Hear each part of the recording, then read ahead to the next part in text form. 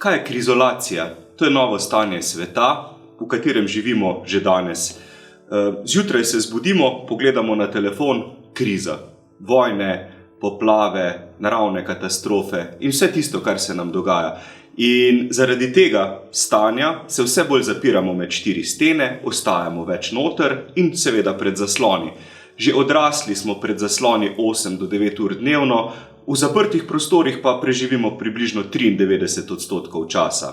No in o tej temi sem napisal 2 knjigi, ki se lahko bereta vsaka zase, ali pa skupaj najprej ena, potem druga, in ena je znanstvena, ta bela, druga, tale črna, pa fantastična, tako da je skupaj to na nek način znanstveno-fantastična celota.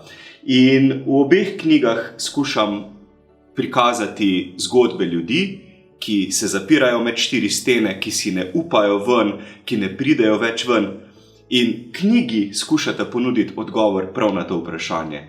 Kako lahko spet pridemo ven, kako lahko zaživimo kot homo sapiens, ne pa da postajamo homo insulatus, torej izolirani človek, izolirani ljudje.